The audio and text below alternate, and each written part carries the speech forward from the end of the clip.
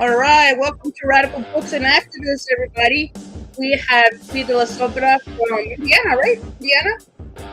Is that where you're from, KKitty? Well, I'm living in Indiana. Okay, she's living in Indiana. And so we're also here with our co-host, Nissan, with his folk pipe. And I have no idea who this is by. We're looking to figure out how to get Adam Gottlieb's music on so you can hear that a little bit in the background. So today we're going to talk about Kitty's poetry, and she's going to perform for us. And maybe we'll talk about politics if she wants. If she doesn't, that doesn't have to happen. So Kitty, why don't you tell them a little bit about yourself? Well, I spent 14 years teaching English composition at a state-funded school, and I loved it.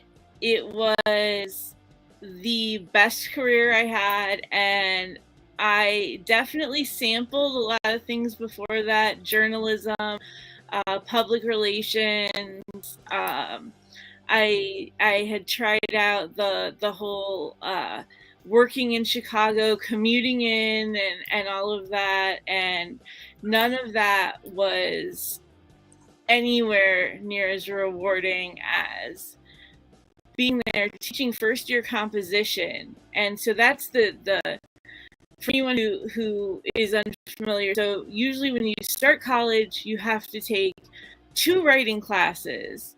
One is more like you start out writing about yourself and you get, up to some research, and then one is just research writing.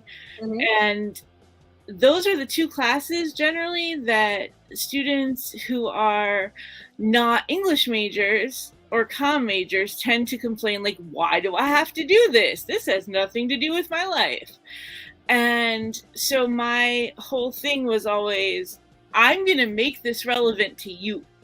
I don't care if you're an engineering major, you have no idea how many reports you're going to write in your life. And I loved it. I loved it so much. And I had opportunities to teach other things. For a little while in Illinois, I was teaching psychology at a for-profit school. And that was nice, but spending the time with the first year composition was fantastic. I did a lot of pop culture add-ons to my classes. We watched films and did rhetorical analysis of films, episodes of the show House.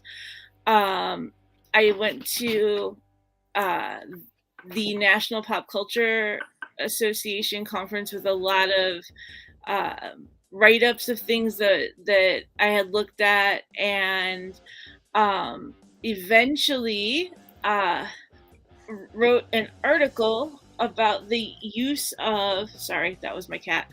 I'm loving it.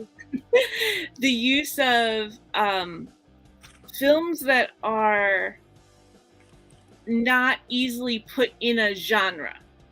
Like what? Well, so as far as one would say, like in a classroom, a film like Freedom Writers that is often misread. Interesting. So how did you? I'm sorry to interrupt, but how did you then transition into poetry? Well, I'd written some poetry, throughout, but in my earlier years of teaching, I was really active in doing a lot of advising of student activities, a lot of things where I was going to a lot of the student meetings and things like that. And then once I got diagnosed with CRPS and chronic complex regional pain syndrome, CRPS, it became much harder to get involved with things that had me running around, because literally it wasn't running around, kind of trudging around with cane. Like my knee and my leg is not it does not want to hold me up. And it just made it harder to be involved in things where I had to travel around the campus. And so I started going to an open mic night I had tried the karaoke thing. I tried going to karaoke. Most karaoke is done in a bar, and that's just sometimes not the healthiest environment, especially like midweek, because frankly, like if you're in pain and you're around alcohol, it's not a great combination, especially I don't know if I've never looked at the science of this, and I've thought about looking at the science of this. When you're in a high enough amount of pain, it doesn't matter how much you drink, you're not going to get drunk.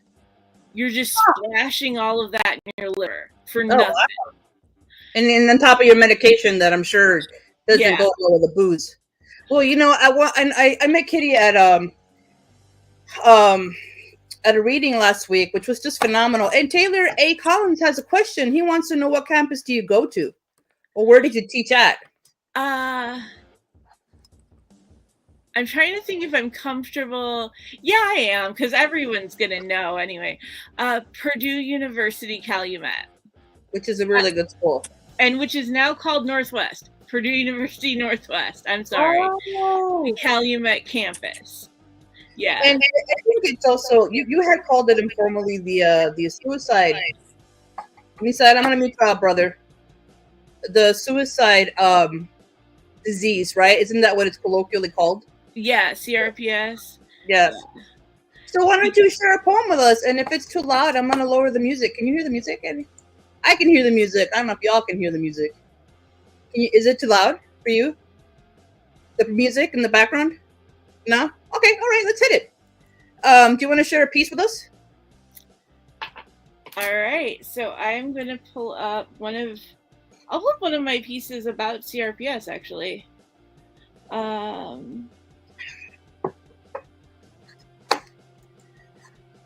So as a wait, welcome to Radical Books and Activists. Hey, so here we go. Oh, me too. I'm a freshman secondary English education major. Amazing. Well, welcome, Taylor Collins. Oh, right on. Yeah. That's fantastic. See, you're making connections with friends and Radical Books and Activists. That's awesome. So this one is called Emptiness. Emptiness wasn't sad lyrics written into journal covers in desperation recitation when inspiration failed.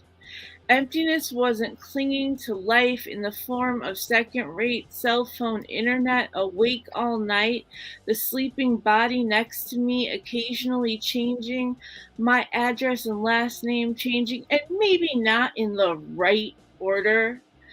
Emptiness is the doctor sticking a needle into your hand and you don't even feel it.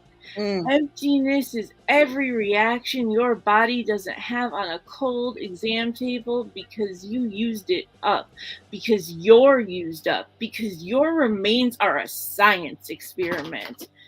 Emptiness is eating twice in over 48 hours because your body rejects its survival hard enough to refuse a combination of food and antibiotics.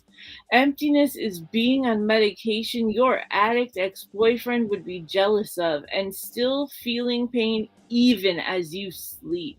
Of being so full of pain you burst and deflate, nothing left but scraps of plastic and angst. Yeah, I heard you perform this piece when we were doing the performance for the university, and I love this poem.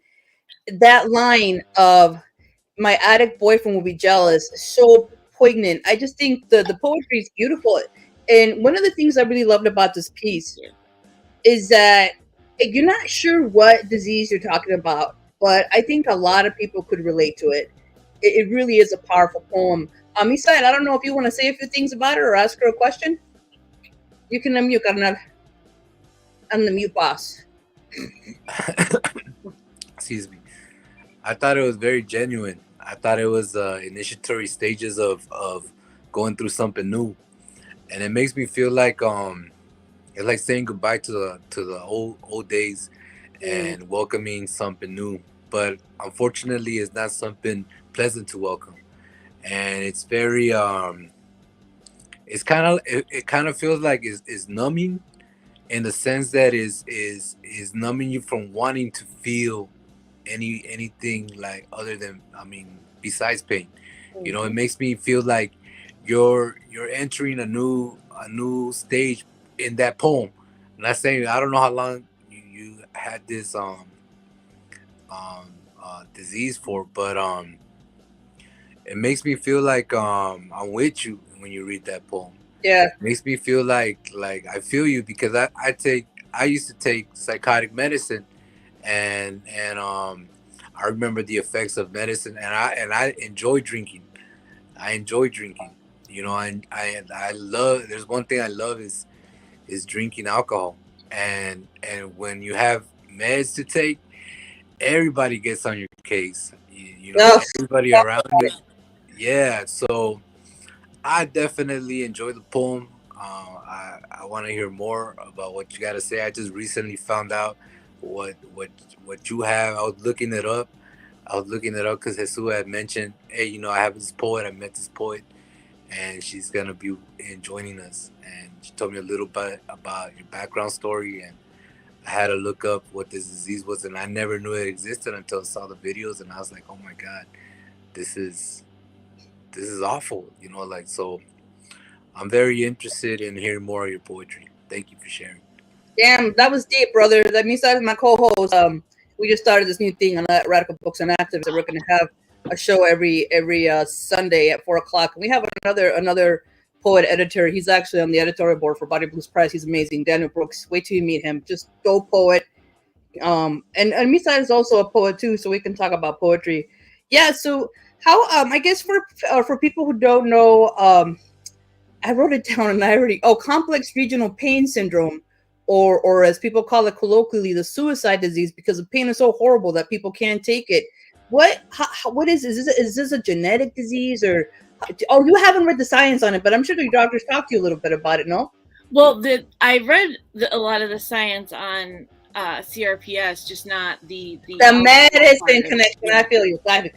I don't really drink now. I decided it was probably very bad for the, it doesn't really do anything for me. And then also, this is, so with CRPS, it starts with some kind of injury that doesn't heal properly. And it then affects your nervous system. And it's so random. There's not a genetic component. There are theories that if you have certain other diseases, you are more likely to.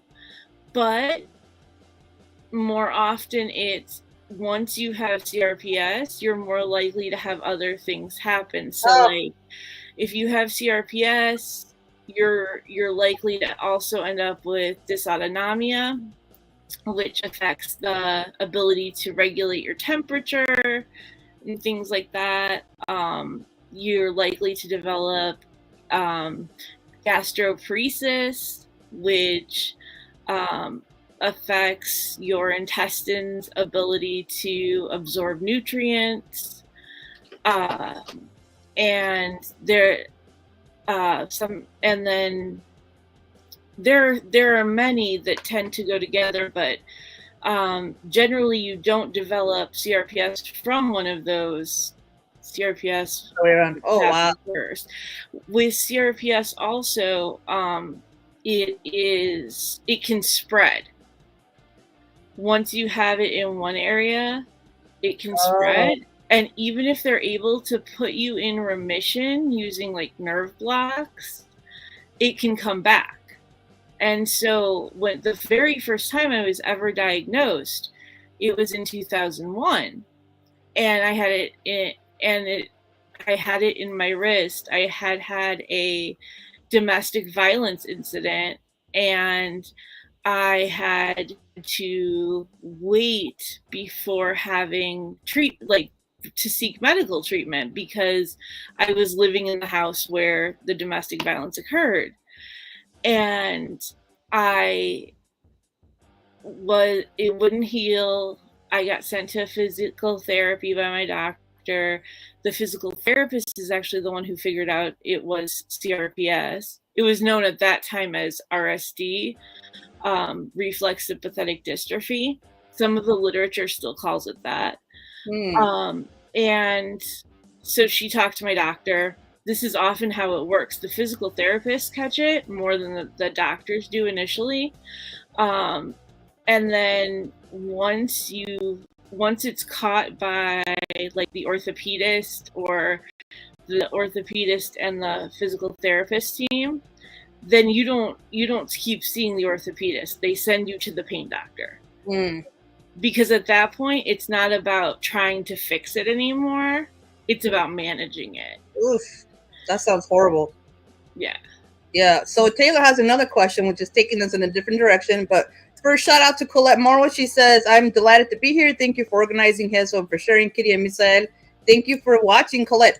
Taylor wants to know, what inspired you to write poetry? So I've been writing poetry like since the first time I wrote poetry was in elementary school. I had a lot of stuff that I wanted to express, and I didn't have anyone to talk to about it. I didn't have like any way to sit down and say it to someone. So I started writing poetry because then I could use imagery. Like there's a lot of things I learned you can't just tell someone, especially at that point. Like you know, in the very early 90s, you can't say like, you know, you having very depressed feelings, they you know, send you to the guidance counselor and say, you can't say those things, you know, that those are not appropriate things to say, because that's how it was handled then. And so I would write it in imagery. Like it would be the trees rotting and and it was a chance for me to get it out. And a lot of it at that point, you know, I wasn't sharing it with anyone. It was just my collection, but it's always been a way. So happy feelings go there too. New relationships get tons of poems. I have yet to write a poem about my daughter. It's like I'm terrified to, because I'm like, that was something that I never thought. She's not biologically mine. My partner had her, but she's my daughter. Like I'm daddy, so she's still mine. But you know, it's like that seemed impossible. So I'm like afraid to write about her, because like I'm still in that like, what if, you know, like like it's almost surreal still. How old is she? She will be she would just turn 4 months. Oh my gosh! So she's a newbie. We're all parents here. I have a 7-year-old and a 12-year-old, and Misael has a daughter. How old is your daughter, Misael? She's 19. All the stages, and you know, the interesting thing is, I've written a lot about my parents and growing up. I've written a little bit about my children because it relates to the political struggle, but I've never written about being a mom, which is interesting. I just think sometimes it's got to take time for you to be able to write these things. So right now you're in the process of being a dad, right? And I'm sure you're losing sleep on top of having this illness. So, I mean, take your time, just enjoy it. I think parenting is one of the most amazing expressions of humanity that we could ever, you know, have. And so congratulations, Kitty. That's amazing. That and you, I mean, you blink, and by the time you know, your kid will be 12 years old and disputing with your spouse, you know. So just, it's coming. Yeah. But Misa, do you have a question for Kitty, or maybe we could hear another poem? I would like to share my poetry with Kitty. Is that okay, Kitty? Ooh, conversation. Yeah. Conversations with poetry. I just been working on this book, and this is a poem from this book. It's about to be released maybe with What's next the month. name of that book and what press is publishing it, Misael? Barrio Blues Press. I So own it. Barrio is Jesus' company, and I've been working on. You know, it's interesting because when I first shared my manuscript with Jesus, it was different, but because the title didn't really fit all those poems, I transformed it, make sure it fit. So it's really an ode to the feminine. Um, you talk about writing poems about maybe like your daughter, but I managed to write a few poems about my daughter, not as many as I wanted to. Every time I'm writing, I always think about it, but I'm patient. I'm patient because um, whatever I said in those previous poems are holding me to dream, to explore and develop these poems. They're not finished. They're just basically ideas on a paper. So I'm taking my time with that. But as I wrote this, is an ode to the feminine. I thought a lot about my daughter when I was writing these poems. I thought about a lot about the situation that women are encountering. So with that, I'm gonna just go ahead and read. Um, she wears a pink hoodie and lime green Reebok shoes. With long hair braids, she's an apple bottom jean muse, standing over milk crates to graffiti brick walls, coloring block letters and hearts that never fall. She hopped on a movie Old City bus bumper, held on tight and spray painted her name in wonder. She was arrested, but she kept tagging and broke every law to follow her heart's passion. Her rival were graffiti boys who flared spray paint, competing against gambits with their fingers taint. Corporate advertisements don't last a long time. She can steal their show by tagging up business signs. Police look for acrylic paint on her palm hands. They shine bright lights on her face and left her to stand, patting her down while grabbing her breasts like bastards. But she moaned to clown and gave her crew some laughter. I saw her arrested, became a lonely drunk, angry with the system. The city acts like punks. Cops aren't the answer. Teens are condemned and damned. She even tagged big streets forbidden by big gangs. Someone is kidnapping indigenous women. She hit the streets to alert us with raw wisdom, representing tribes and their gambits, dodging Ralph Perez and corrupt Rampart badges. She made songs to describe fat aerosol spray tips, how to flare her concept like letters when she spits, able to flip street knowledge to the rhythmic beats. She quickly made money and now she leads the streets. The moon is her best friend and the only lighting. She rattles cans. She's bound by guerrilla fighting. She's moving as a streetwise graffiti ninja. When she spray paints her name, she hollers at all of y'all. That's it. I love it. And I'm sorry, I read it. Obviously I've read his manuscripts, many renditions of this manuscript. But this poem, Kitty, I don't know if you want to say something. I mean, I don't always have to be hogging the mic. Do you want to say something about his piece? I'm just like, I think that's amazing. I love the imagery. Like, I could see the story happen. I just like, I feel like, I just feel like that. I feel sad at it happening because I can just watch it happen. Like, and it's true. Like, there's so many people doing really awful stuff, and it's the stupid kids being like, oh, I'm gonna tag, I'm gonna do this and that, and they're the ones getting picked up, and someone's doing a drive-by and they're getting away with it.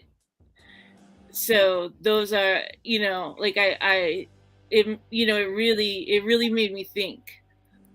I really enjoyed it. Me too, and I hear you every time you it's just beautiful. The way you perform your piece to me is super enhanced. I love it on page, but when you perform it, you can hear the rap rhythm in the back, and the rhymes are gorgeous. So Taylor says, "Great job, Misael." And Colette Colette wants to know, when will your book be published, Misael? Well, I can answer that because I'm the one doing the final copy edits. I'm hoping to get it done. If a miracle happens within the next week. So the cover is just gorgeous. We have an amazing cover designer that works for Body Blues Press named Angela Vujic. Yeah. And maybe I could share that because I know it's Kitty's show, but I think Kitty would appreciate this. And kudos, or if you can figure out what this is an homage to, because it is an homage to a particular. Um, let me see. I can do this. I got take Chrome tabs. Eesh. Okay, I'll give you a clue. It's an homage to a comic book series that I was really into as well. I used to collect the series. And sad story, one day I didn't mop or sweep the floor fast enough, and my dad tore up all my comics. So we'll see if you can get this. Yeah, here we go. The title of the book, can you see it? Is My Spoken Word Wife. And the cover designer just has to fix a little typo in here, but Misa Juarez, do you see the image, Kitty? Is it showing up? It does. I'm having trouble seeing it. Let me see if I can pump it up a little more. Oh, it's going the opposite direction. Whoops. No, I want to zoom in. Oh, I guess I should have prepared for this a little better. Sorry, viewers. So zoom in, but it doesn't want to go any bigger. But the point is that this graphic was designed by Misai's friend named Halo. And it's actually, I'll tell you, well, unless Misai would like to explain what it is. But, oh, what the heck, I opened my big mouth. So basically, it's an homage to Gambit and Rogue from the X-Men. And it's got the same body holding, right? So true story, I used to own like a 1968 X-Men. It was the first volume, and they went into the sewers in New York and met the Morlocks. That was one of the issues my dad tore up.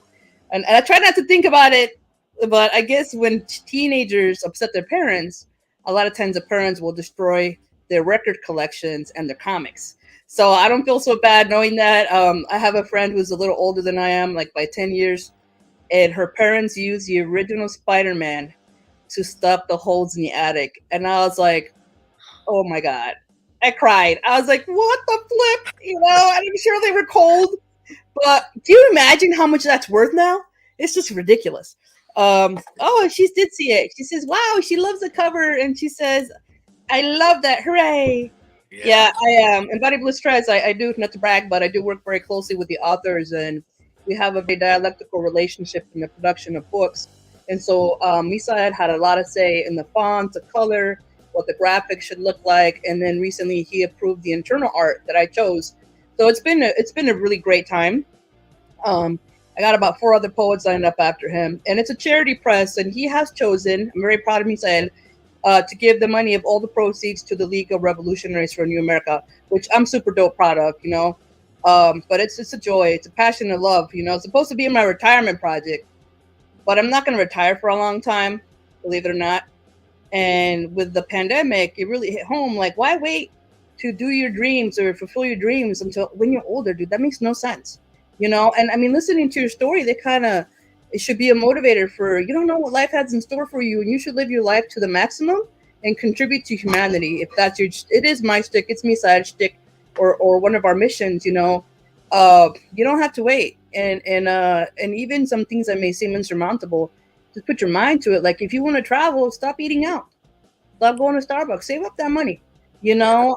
Yeah, right. Misael recently got back from Oaxaca. How long were you there for? I was there for 9 months or 10 months or something. Yeah, he was never coming back. I didn't want to come back. I loved it. I was up in the mountains and all nature and the people. It was a village type of setting, and everything was communal, and I enjoyed the hell out of it. I was in love, but I had to come back. And once I came back, I hit up Jesus. Hey, I'm back. So let's get back on this book. Yeah. I was thinking, like, but what am I gonna do? Like, my actual activities should be within the city.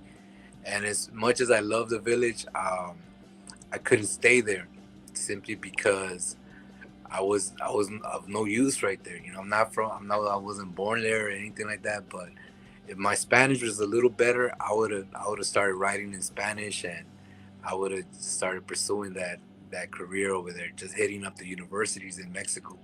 But as far as the cover of the book, with my friend Halo, he wrote it. He spent about 16 years in prison, I believe, and for something he did as a minor. And unfortunately, I remember the incident, and it's all behind us now. But in prison, he learned how to draw. He learned how to draw, and now he's one of the he's a well requested artist. People are requesting his art so he could do tattoos and art, graffiti art, and he's doing all this stuff, movement with art, and that's so healing. And he spends a lot of time with his daughter Oh. when he's not drawing. So I'm very proud of him for not falling into the cracks as the usual story happens when someone gets released because they have no opportunity. He became really good at what he does, and that is sustaining him and his family right now. And so I asked him to draw a picture of. I gave him a picture of Gambit and Rogue, and I was like, I need to. Can you do something similar or something amongst this concept? And he was like, yeah, I could do it. And I'm very proud of this work. I'm very proud of his work, Jesus' work, and all the work we've been doing and the collaboration to create a situation where the money could be used to funnel a project that could help the movement, social justice, and create awareness. And of course, I a little bit about myself. I was diagnosed with schizophrenia, but I like to play with quantum physics and things like that because it keeps my mind entertained. Because that label is very limiting.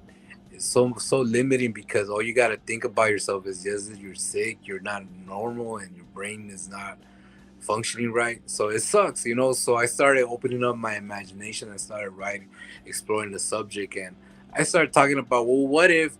Why is the university talking about a parallel universe while the psychiatric department is talking about it's all in your head, you know? And I was like, what if I'm in a parallel universe and I'm listening to otherworldly beings that I just, so I don't know what the science is behind it. I haven't read enough information on it, but I've been exploring other ways of looking at it, other ways of looking at myself other than that limiting label.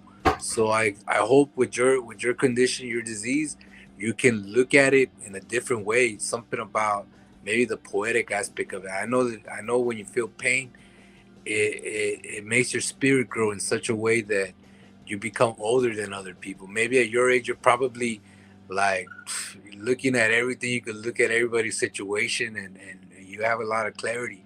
It's because of those painful moments that I experience in my mind that I realize that I have the ability to connect with people at a real authentic level. And that's probably, you probably don't waste time connecting with people at an authentic level. It's simply because you probably have a time limit or something where you don't feel pain. You like you could fully express all this happiness and joy, and then that time runs out and then you're back into that thing again. So I appreciate you, and I think it's a very courageous story, and you're automatically courageous for that. Yeah. You know what? That's powerful, and I gotta say that Misael, when I've been at my downest, it's been like maybe November through January, and I remember one time he said I was like really fucking depressed. I didn't want to get out of bed. I didn't want to shower. Like all I did was work and sleep, you know. And he says to me, Jesus, you gotta maybe reframe the depression and like see it as a blessing. And I was like, what the fuck are you talking about? I had like this fuck, you know. But then, you know, it made me think, like, you know, but he's right. There's different ways of seeing things. And I think Daniel was talking last time is that there are studies being done to see how diseases are a result of capitalism, right? Stress, depression, anxiety. And so it's not like people want to be ill, but there's something about the rat race and the individualistic ideology that sickens people physically, mentally, I would even say spiritually. So I'm like, you know, they're talking about generational trauma. I would say that generational trauma does fuck with you. You know what I'm saying? Women's oppression, you name it. So, so Colette says she's deeply moved by sharing these thoughts. Thank you. Yeah, I think it's important for us to talk about, because in the Latino community, schizophrenia and depression are taboos. If you tell anybody you have a mental illness, more than likely they're gonna say, "Oh, you're crazy," which is so. And they go like, oh, you listen to El Diablo, and they start saying, no, right? they start telling you all this shit. They just to fuck with them, just drink like some holy water. You know what I'm saying? Be like, look, right out of the nothing's happening. I'm not possessed, but it's just ignorance.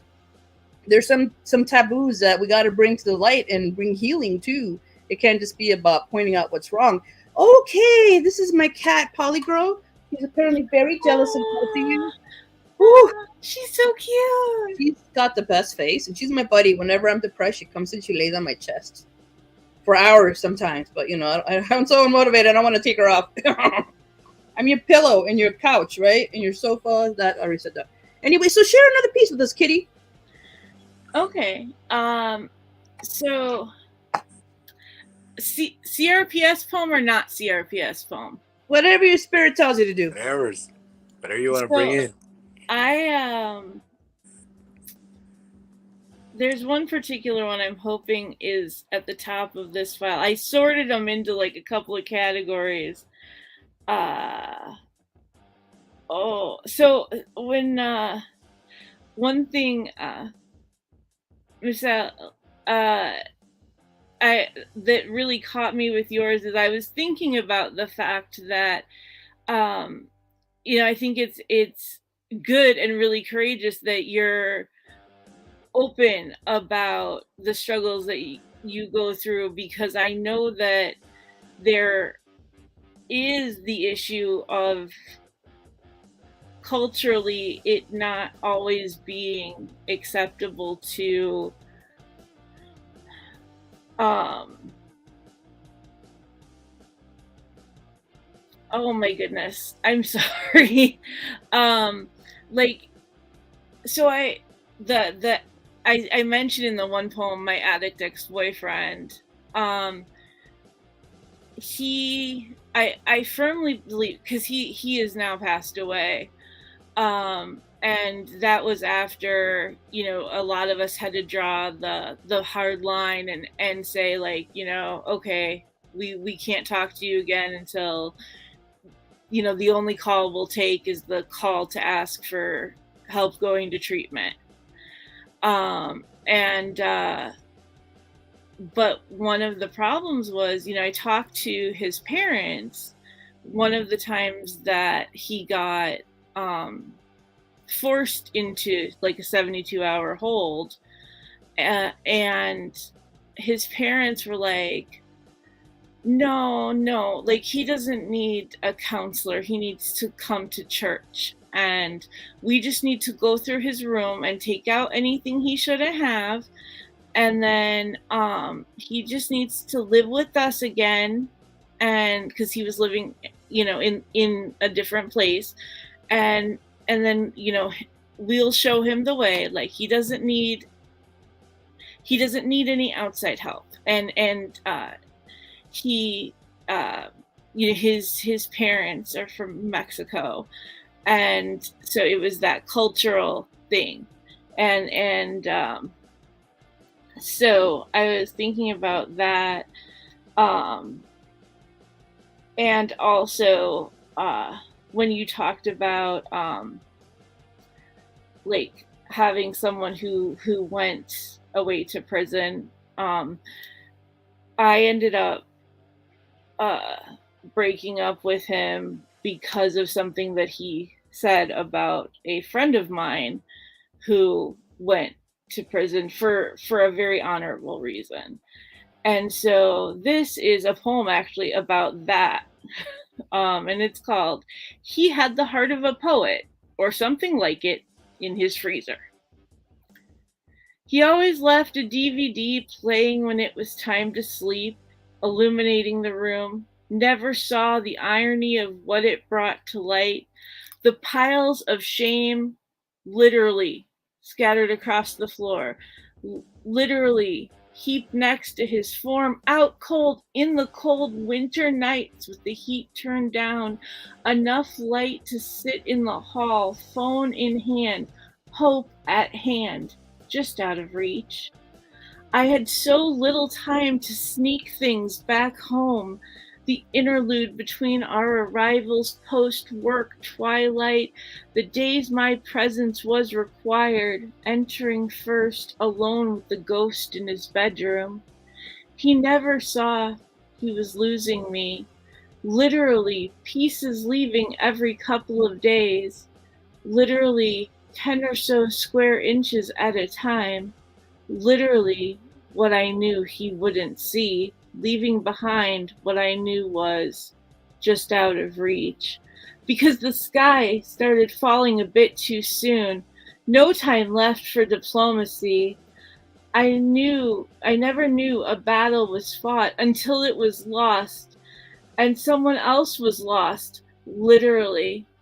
He cursed a valiant knight, tarnished armor didn't matter, lines drawn, lightning flashed and thunder crashed.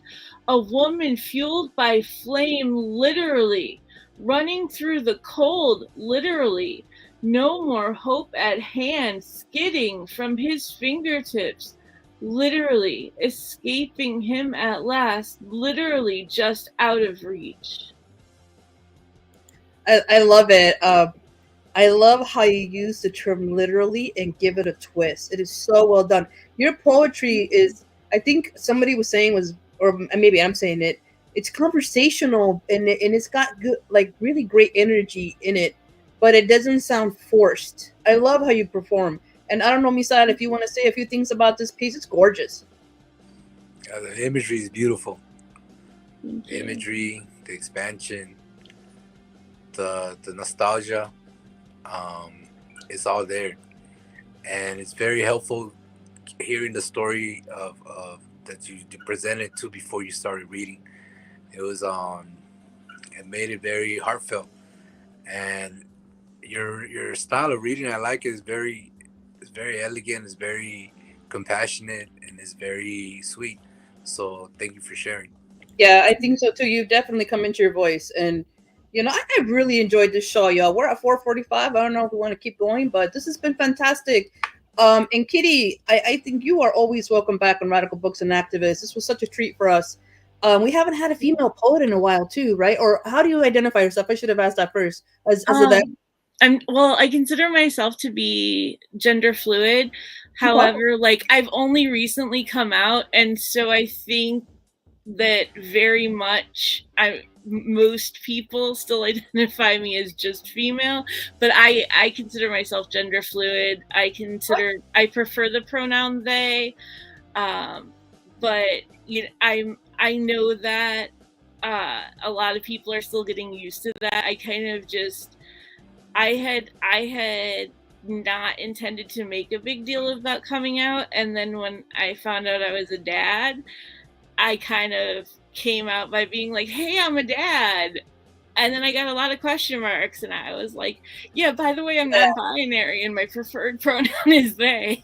This confuses people, and I don't think I've told this story, but I went through a questioning period late in life, and I gotta say, look, I'm not gonna say no if I have a relationship with a woman, if my husband, like, if we're never gonna split up, but so I don't know what that makes me necessarily, other than I'm not limiting myself, but I'm telling you that people did not understand, because I thought I was bisexual. Turns out I love everybody, right? I'm a very compassionate, like I love people at a soul level, and gender doesn't matter to me, so we'll explore that question later. But I think that people just don't, even whether they're traditional or not, they just don't get it, and it takes a lot of educating. And so when I was having this exploration, I didn't tell my family. I didn't tell my brother. In fact, my brother was probably smarter than everybody else, and he was like, "Oh, bisexuals, they're the scourge of the planet." Da da da da. I knew he was talking about me. You know what I mean? And so that was like not welcoming for me to tell you a fucking thing. But what I did end up doing was I advised a Pride Alliance since I came to Chicago, and I had a really good open conversation with my husband about all this, and just came to, I love men. When it comes to, I'll probably lean towards men, but but I guess my point is that people can be really fucked up when you come out, and those are the people that, if they're not going to see you as a human being, as who you are, because sexuality and gender is just one aspect of you, right? It's not like you cease being Kitty. And so I just think that it just takes a lot of compassion and educating. But if people are being dicks, fuck you. I'm not gonna make you part of my family when it comes to this, and I don't think people should be forced to.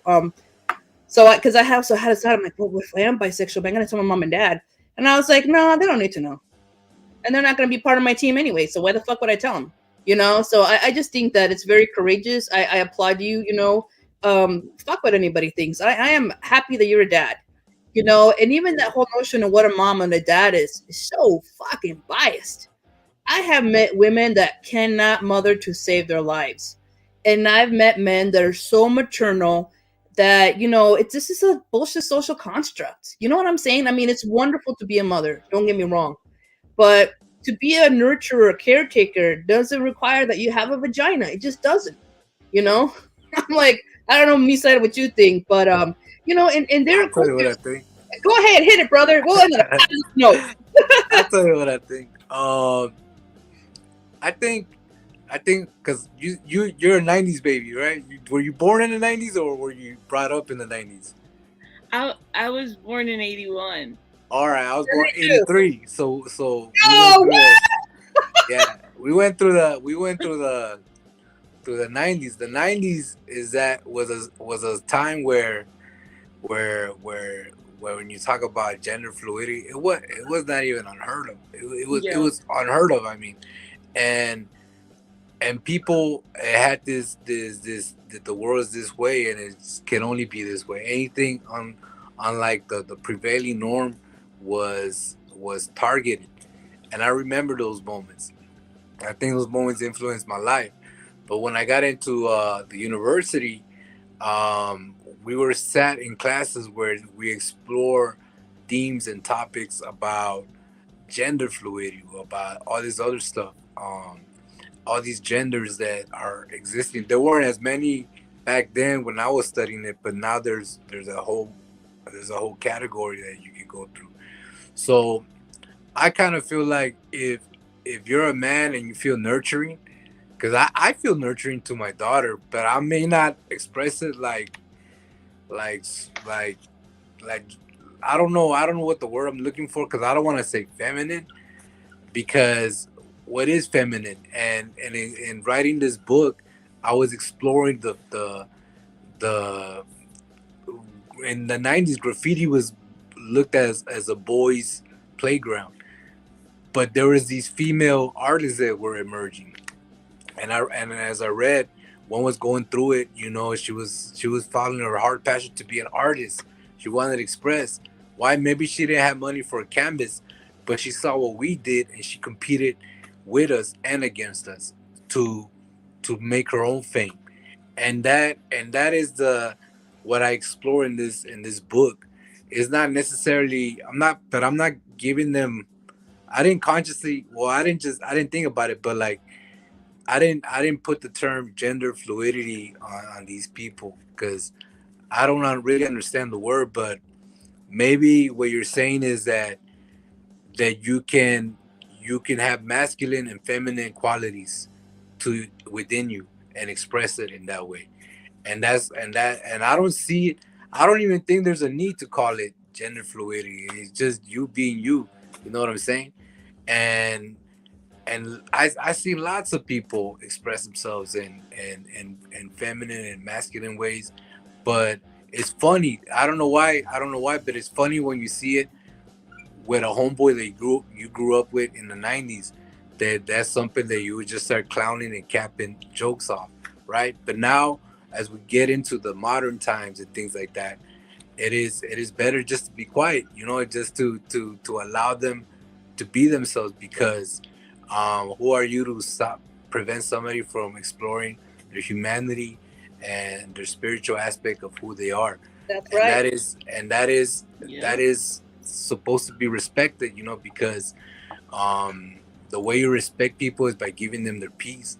We're not waging war on people and Yep. telling them it's not okay to be yourself. You know, That's it's right. I come from a lot of zapatismo, and I really feel when the EZLN says a world where many worlds fit, you know, that's what we're trying to create. And that's your world, and that's a beautiful world too, you know, because you have love for the kid. Obviously, you talk about it, you're very proud because you love the kid, you know. If you didn't have no connection to the kid, you wouldn't want to say anything about it. You want to disassociate yourself from him. That's coming from a guy that grew up with just a mom, you know. And I realized that if you stepped up, then the kid deserves you, you know. All the things that you got to give and teach is legit. You know, Yeah. don't worry. I wouldn't even stress about the gender fluidity. Just just the way it is, you know. So keep going and move forward, you know.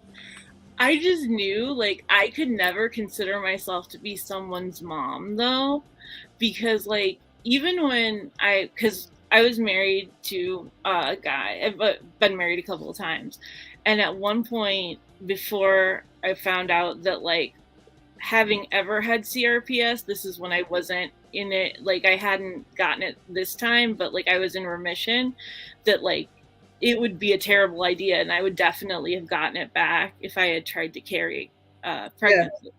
But like, we had agreed, like, that all of the mom stuff would my husband at that time would have done, because all the women on my maternal side of the family, none of them had maternal instincts. My mom lost custody of me at one point. And then when she got it back, she shouldn't have, like, she tried to kill me more than once. Like, I'm not exaggerating. I mean that literally. Wow. And my aunt on that side, she permanently lost custody of her kid to my grandmother, who my grandmother just didn't, I mean, she took care of kids, but she did it like it was her job, not like she loved it. It wasn't a love based work, right? Right. And my dad was an amazing person. Like, he taught me, you know, work ethic. He taught me, just like he was such a good dad.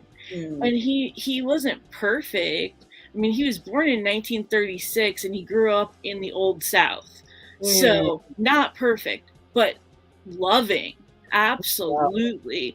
Till like the day he died, I absolutely knew that, like, he may not have understood me and everything about me, but he still loved me. So that's why I'm like, I could only ever be a dad because I only ever knew how to be a dad.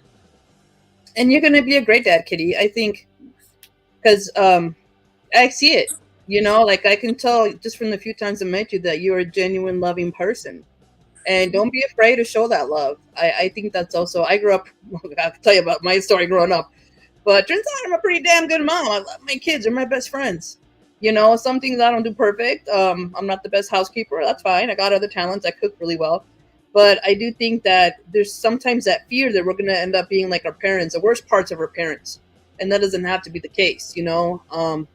So let's leave it on a positive note. We got some pretty jamming comments here. Somebody said, Taylor says, this is such a wonderful interview and thank you for staying the whole time. And he said earlier, well said about a sensitive but profound subject. I'm totally going to clip that. Besides, that was beautiful. And Colette says, oh, that's not her. She says, about your poetry, the intertwining of the abstract and precision, vivid imagery is stunning. Yeah, really, really hang on to that imagery. Yeah. So we're going to close out. Kitty, I don't know if you want people to find you on the on your socials or. Yeah. I don't. Is there somewhere I type it for you, or comments for sure, and then I'll uplift that, and then I can also put it in the comments on the episode as well. But yeah, Instagram, put it on there, sister. We'll totally elevate that. But listen, I want to thank you for coming on again to Radical Books and Activists. It was a sincere pleasure, brother. Thank you for having me. Oh, it was. I'm telling you, consider this your second home. I'd love to have you again, Lisa. And you are a dope ass literary interpreter.